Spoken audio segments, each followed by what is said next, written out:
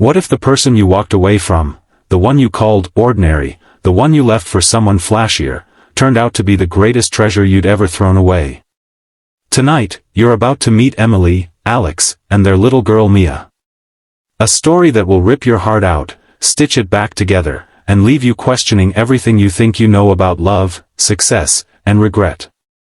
If you've ever felt unseen in your own marriage or wondered if quiet love is enough, stay with me until the end.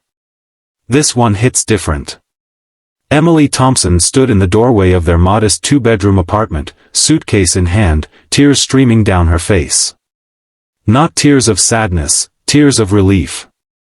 "I can't do this anymore, Alex," she whispered. "I need more. Mia needs more. You're a good father, but I'm drowning here." Alex Rivera, 34, still wearing the faded blue shirt from his construction shift, held their 5-year-old daughter Mia against his chest. The little girl didn't understand why mommy was leaving, but she felt it. She buried her face in her father's neck and whispered, "Daddy, don't let her go." He didn't beg. He never did. He simply nodded, voice steady despite the earthquake inside his chest. "If this is what you want, Em, we'll figure it out for Mia." That night, as Emily drove away toward the bright lights of downtown with her new boyfriend, Marcus Hale, successful real estate developer, sharp suits, luxury watch glinting under streetlights, she felt free for the first time in years. She had no idea she had just left the wealthiest man in the city. Let's go back 6 years. Alex and Emily had met in college. He was the quiet scholarship kid studying computer engineering by day and working nights at a campus cafe. She was the vibrant marketing major who loved his gentle smile and the way he remembered how she took her coffee. They married young, full of dreams. Then Mia came. And life got heavy. Alex dropped his promising tech startup dreams to take a stable construction management job with benefits. The long hours, the physical exhaustion, the way he came home smelling of dust and sweat, it wore on Emily. Bills piled up. Vacations became staycations. Date nights turned into arguments about money. "I feel like I'm raising Mia alone even when you're here," she would say. He would apologize, kiss her forehead, and wake up at 5 a.m. the next day to do it all over again. What Emily never knew was that Alex had quietly built something extraordinary in the background. Years earlier, before they met, Alex had developed a small piece of software, a logistics optimization algorithm, while still in college. A silent partner had taken it mainstream. Alex retained majority ownership but insisted on staying anonymous. The royalties and eventual buyout made him obscenely wealthy. But he never touched the money for himself. He lived on his salary, invested most of it in trusts for Mia, and anonymously funded local charities, single-parent programs, and a tech scholarship fund for underprivileged kids. He wanted Mia to grow up knowing the value of hard work, not the weight of privilege. He wanted to prove he could be a man worthy of love without flashing cash. He never told Emily. He thought their love was stronger than money. He was wrong. The first few months after the divorce were brutal. Emily moved into Marcus's sleek penthouse. Mia spent weekends there and weekdays with Alex. The little girl would come home from fancy house talking about the rooftop pool and the big TV, but she always crawled into her father's lap at night and said, "Daddy, it doesn't smell like home."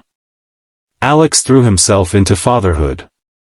He learned to braid Mia's hair, badly at first, cooked her favorite pasta every Tuesday, and read bedtime stories with silly voices until she giggled herself to sleep.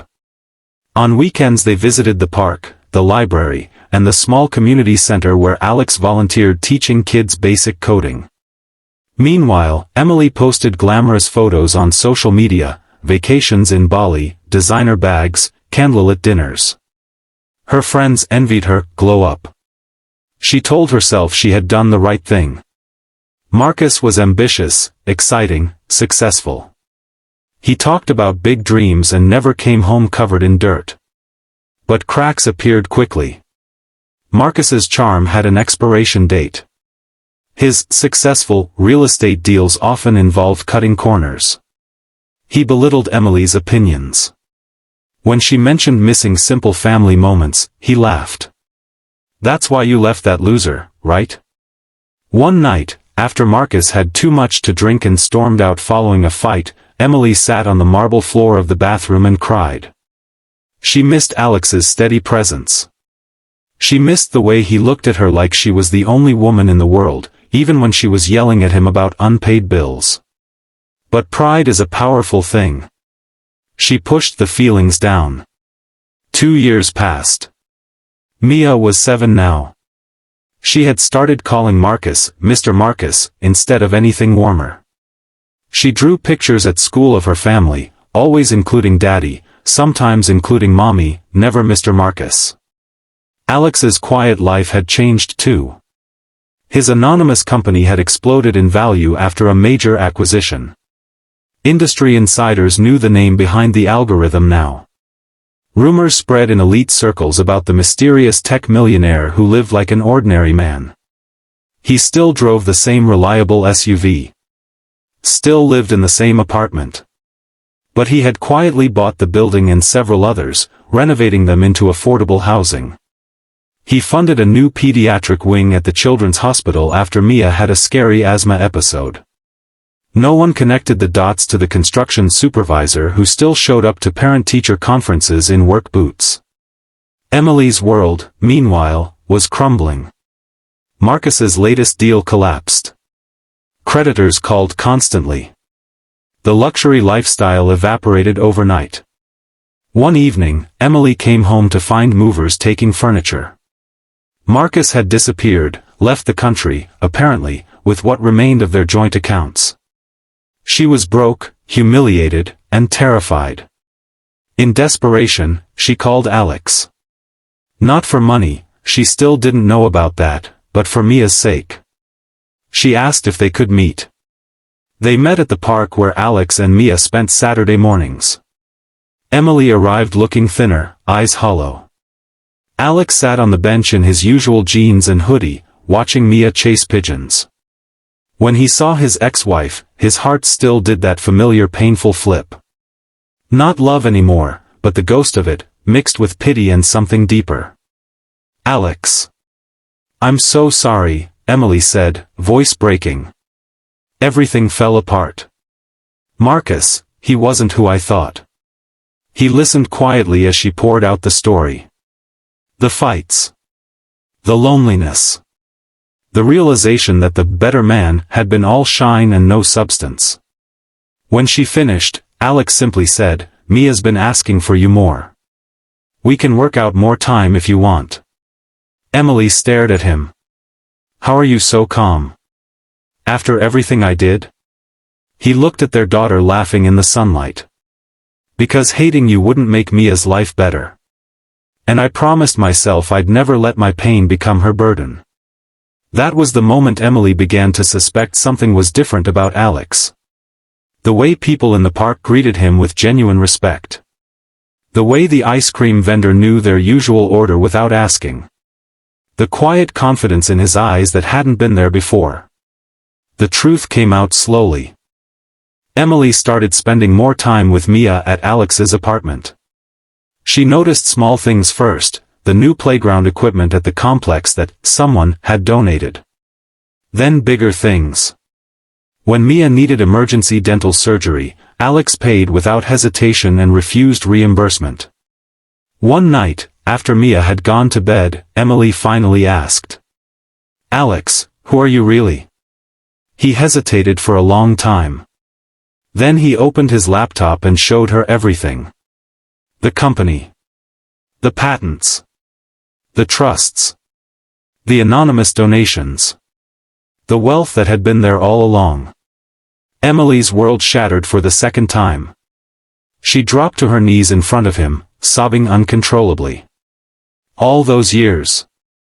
I complained about money. I called you ordinary. I left you because I thought you couldn't give us more.